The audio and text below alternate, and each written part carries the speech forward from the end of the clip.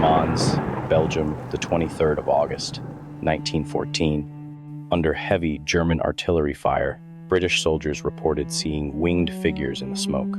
By dawn, 1,600 men disappeared without explanation. From the depths of my collection, the War Maestro brings you a tale of divine intervention, or something far more sinister lurking in the fog of war. In the early hours of the 23rd of August, 1914, Lieutenant James Morrison of the 4th Royal Fusiliers stood at his observation post along the Mons Canal, watching the dawn creep over the Belgian mining town. The 80,000-strong British Expeditionary Force had dug in along the waterway, facing an advancing German First Army that outnumbered them nearly 3-1. Morrison, a veteran of colonial campaigns in Africa, noted something odd in his field journal, an unseasonable chill that seemed to seep up from the earth itself, defying the summer heat. Dr. Eleanor Pierce, a civilian archaeologist, reluctantly conscripted by British intelligence to study local historical sites, arrived at the British headquarters as the morning mist began to gather. Her expertise in pre-Roman Belgian history had caught the attention of military intelligence after her discovery of unusual ancient symbols in nearby cave systems. As she unpacked her equipment, she noticed the morning fog behaving strangely, swirling in patterns that defied natural air currents. At precisely 0900 hours, German artillery began their preparatory bombardment. Morrison, observing from his forward position, documented the first anomalous events. Through his binoculars, he spotted what he initially dismissed as heat shimmer above the canal waters, strange, dancing lights that moved with apparent purpose. In his field journal, later recovered from his effects, he sketched detailed diagrams of the lights' movements, noting their similarity to patterns he'd once observed in ancient African rock art. Dr. Pierce, examining the canal's northern bank, made an unsettling discovery. The morning's artillery barrage had exposed previously buried stone formations, arranged in geometric patterns that matched no known historical record. More disturbing were the freshly exposed carvings, symbols identical to those she'd documented in caves dating back over 40,000 years, now glowing with a faint luminescence that seemed to pulse in rhythm with distant shell fire. The German assault intensified throughout the afternoon. British forces held their positions with unprecedented effectiveness, despite visibility conditions that should have made accurate targeting impossible. Morrison's company reported hitting German targets through fog so thick they couldn't see their own hands. The men spoke of guidance, subtle nudges to their aim, ghostly whispers suggesting when to fire. As dusk approached, Dr. Pierce's instruments began registering impossible readings. The ground temperature dropped to near freezing in concentrated patches, forming perfect circles 30 feet in diameter. Within these circles, compasses spun wildly and watches ran backward. Most disturbing were the photographs she attempted to take of the phenomena. Each image showed figures in the background that hadn't been visible to the naked eye, tall forms with too many limbs, trying to squeeze themselves into more recognizable shapes. As night descended over the Mons Canal, Lieutenant Morrison led a reconnaissance patrol to probe the German lines. His team carried experimental magnetic detection equipment provided by Dr. Pierce, designed to map underground archaeological features. The devices began behaving erratically half a mile from their lines, the needles spinning in synchronized patterns that matched the ancient symbols Pierce had documented in nearby caves. Through his night glass, Morrison observed an inexplicable phenomenon, pockets of absolute darkness that seemed to absorb even the light from German flares. In his coded report to headquarters, he described how these dark zones appeared to pulse like living things, spreading tendrils of shadow across no man's land. His patrol's compasses failed completely when these shadows passed overhead, and 3 men reported hearing voices speaking what Pierce would later identify as Proto-Celtic dialects extinct for millennia. Dr. Pierce, analyzing soil samples from the canal bank, made a chilling discovery. The earth contained microscopic crystalline structures, unlike anything in geological records. Under her portable microscope, these crystals appeared to rearrange themselves in patterns matching the glowing symbols increasingly reported along the front. More disturbing was their reaction to blood. When a droplet from her paper cut fell on the sample, the crystals briefly formed a perfect miniature replica of what appeared to be an ancient battlefield. At 23:17 hours, Morrison's patrol encountered the first direct evidence that something had awakened beneath Mons. In a shell crater illuminated by distant artillery fire, they found perfectly preserved footprints that seemed to appear from nowhere and vanish just as abruptly. Dr. Pierce's analysis revealed them to be identical to fossilized tracks found in the region's deepest cave systems, dating back to a period before recorded human habitation. The German lines erupted in chaos around midnight. Intercepted radio transmissions, later analyzed by British signal intelligence, captured frantic reports of soldiers walking into the sky and merging with figures made of light.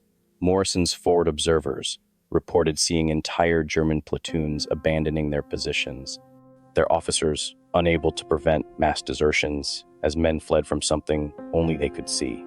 Dr. Pierce's instruments detected a massive energy surge emanating from deep beneath the battlefield. The readings matched no known power source, but aligned perfectly with medieval accounts of strange lights seen above Mons during historical battles. Her attempt to document the phenomenon using photographic plates produced impossible images, photographs showing battles from different historical periods apparently occurring simultaneously in the same location. At 0300 hours, Dr. Pierce's instruments registered a massive subterranean disturbance. Deep beneath the battlefield, something was stirring. The seismographs showed rhythmic patterns that defied geological explanation, vibrations that seemed to ripple not just through space, but through time itself. In her hastily scrawled notes, she compared the readings to a massive heart beginning to beat after millennia of dormancy. Lieutenant Morrison, positioned in an advanced observation post, witnessed the first manifestation. The mist between opposing lines coalesced into distinct shapes, figures that seemed to flicker between angelic forms and something far more ancient. His detailed sketches, preserved in the Imperial War Museum, show entities that appear to exist in multiple forms simultaneously. Bronze Age warriors, Roman centurions, medieval knights, and something else that his pencil could barely capture, shapes that hurt the eye to look upon directly. The phenomena escalated when a German artillery shell struck one of the ancient stone formations Dr. Pierce had been studying. The explosion revealed a previously unknown chamber beneath the battlefield. Pierce's analysis of the cavity using sonic mapping equipment showed impossible architecture, geometric patterns that seemed to fold in on themselves, creating spaces that couldn't exist in three-dimensional space. Morrison's men began reporting strange temporal effects near these exposed chambers. Pocket watches ran at different speeds depending on their proximity to the sites. Soldiers standing guard reported experiencing entire nights in minutes, while others swore their 2-hour shifts lasted for days. Most disturbing were the men who simply vanished, only to reappear hours later with memories of battles fought centuries ago. Dr. Pierce made a breakthrough analyzing the symbols that now covered the walls of the exposed chamber. They weren't just decorative patterns, they were mathematical equations describing the manipulation of time itself. Her calculations suggested that the entire Mons region sat atop what she termed a temporal well, a point where the barriers between different periods of history had worn dangerously thin. The entities in the mist seemed drawn to soldiers with particular bloodlines.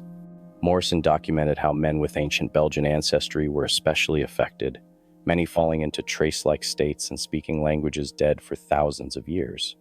Pierce's research revealed a terrifying possibility. These weren't random possessions, but rather ancestral memories bleeding through weakened temporal barriers, as if the very soil of Mons was remembering every battle ever fought above it. In the hour before dawn, Lieutenant Morrison led a desperate mission to investigate a series of unearthly lights appearing behind German lines. His team discovered an ancient stone circle previously buried beneath centuries of soil, now exposed by artillery fire. The stones hummed with an energy that made fillings ache and caused brass buttons to vibrate off uniforms. Through his field glasses, Morrison observed German soldiers being drawn to the site, moving with the jerky motions of marionettes.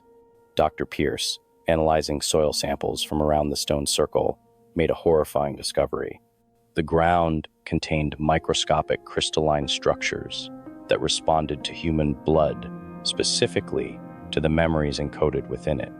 Her laboratory notes, later classified until 2010, detailed how a single drop of blood exposed to these crystals could release generations of buried memories, playing out in miniature like a grotesque theater of warfare.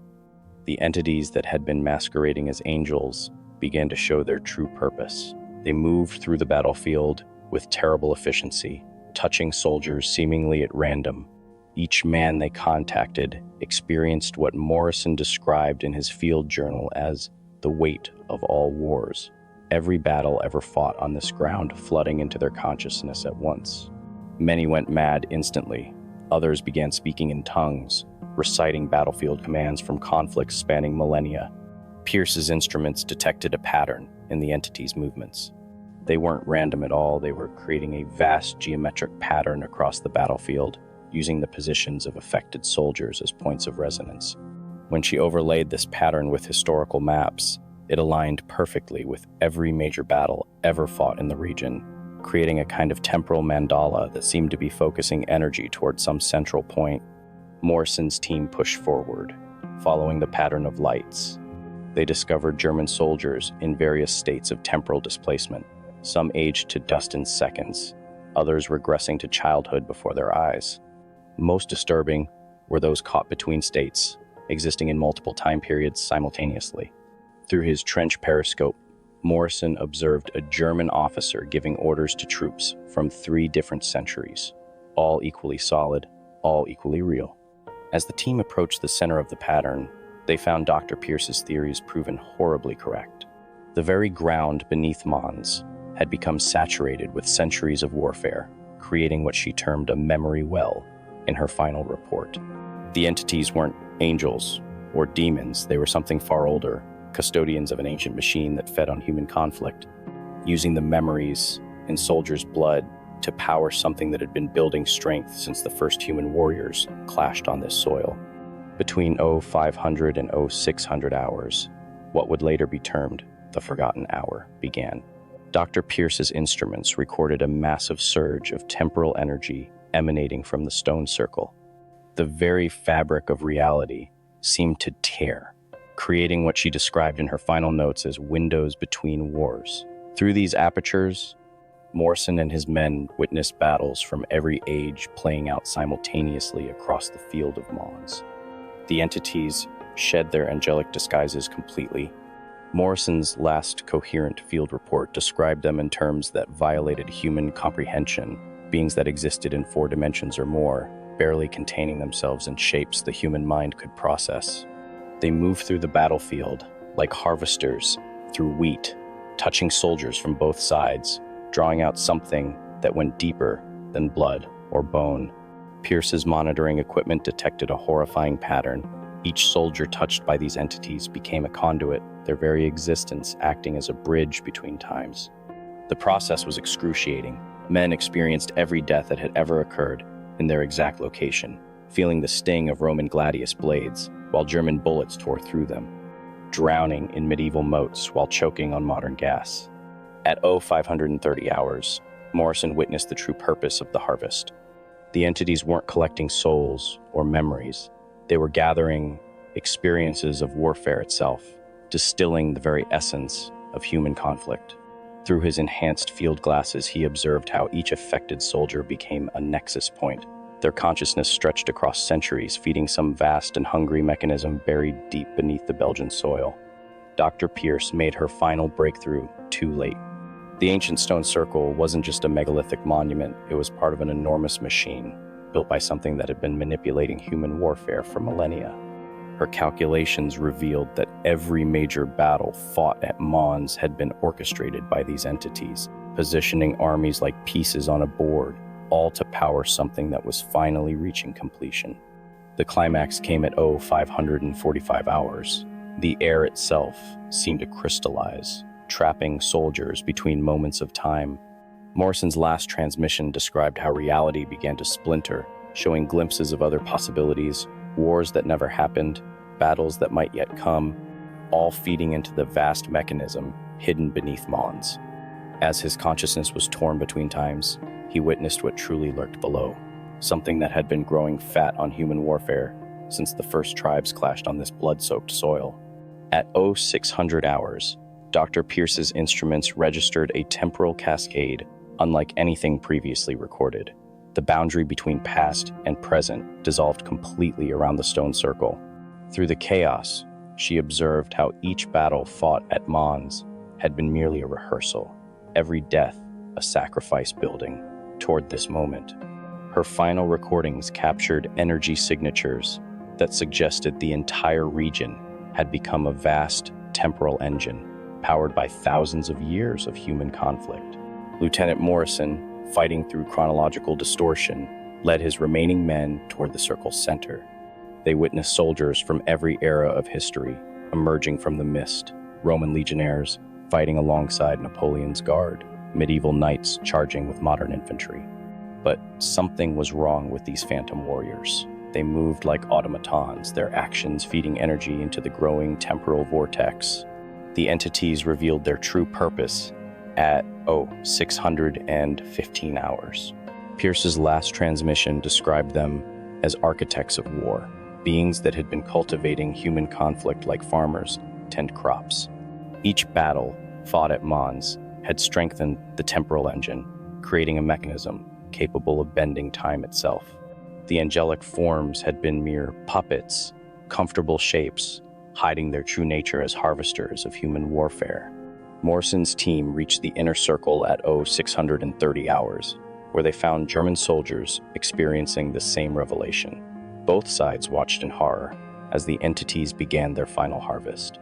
The air itself seemed to crystallize, trapping moments of death and violence like insects in amber. Through his enhanced field glasses, Morrison observed how each frozen moment was being absorbed into the ground, feeding something vast and hungry that writhed beneath the Belgian soil. Dr. Pierce made one last desperate attempt to document what was emerging. Her instruments showed temporal distortions reaching critical levels, as if reality itself was being forced through a sieve. The stone circle began to pulse with an inner light that hurt to look at, each flash revealing glimpses of a vast, non-Euclidean architecture buried beneath centuries of warfare. The entities moved with new purpose now, their harvester forms shifting into something else, components of a larger machine awakening after millennia of patient feeding. At 0645 hours, both Pierce and Morrison witnessed the beginning of the transformation. The captured moments of warfare began to coalesce, forming patterns that stretched across dimensions. The entities weren't just collecting energy from human conflict, they were using it to tear open a door in reality itself, creating a bridge between our world and somewhere unspeakably else. Through this portal, something began to stir, something that had been gathering strength since humans first learned to make war. In the final moments before 0700 hours, Lieutenant Morrison and Dr. Pierce made their last stand at the heart of the temporal vortex. Pierce's instruments detected energy patterns that defied known physics. The entire battlefield had become a massive probability engine, powered by centuries of human warfare. Through the chaos, they witnessed what the entities had been building toward, not just a doorway between times, but a bridge between realities. The true horror of Mons revealed itself as Morrison watched his men experience every death ever died on that blood-soaked ground.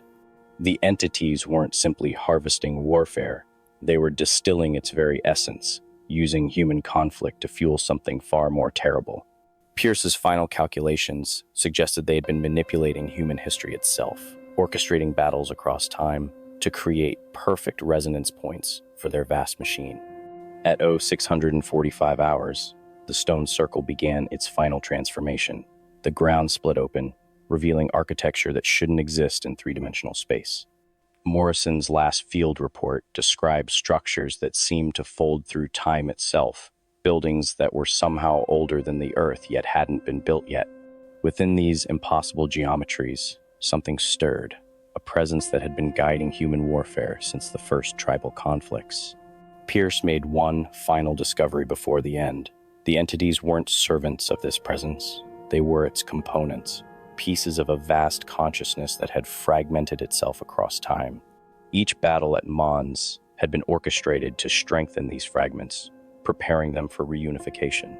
The angelic forms, the temporal distortions, the harvest of warfare, all had been steps toward reassembling something that had been waiting patiently beneath human history. At 650 hours, Morrison witnessed the final convergence. The battlefield became a lens, focusing thousands of years of human conflict into a single moment. Through tears and reality, he saw other battlefields, other wars, an endless cycle of violence that transcended time and space. The entities had created a perpetual engine of warfare, feeding their master with an endless stream of human conflict. The last recorded evidence comes from Pierce's automated instruments, recovered months later. They show massive temporal displacement at 0700 hours, followed by the disappearance of over 1,600 soldiers from both sides. But they aren't truly gone. On quiet nights around Mons, witnesses still report seeing phantom battles overlapping with reality, echoes of men caught in an eternal cycle of warfare, feeding something that grows stronger with each passing conflict, waiting for the next great war to begin. What would you believe if you stood on a battlefield surrounded by death and despair? Would you see angels or something else entirely? And how do we explain the soldiers who saw them before anyone thought to write about them?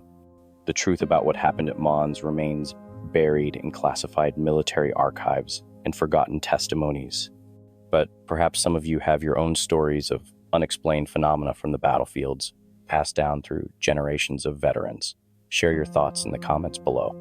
If you enjoyed this tale from the War Maestro's archive, make sure to subscribe and hit that notification bell for more chilling military horror stories where documented history meets the supernatural. And if you know fellow enthusiasts of military history and horror, share this tale with them. Some stories are too terrifying to keep to yourself. Until next time, remember, not all angels are divine, and not all guardians protect.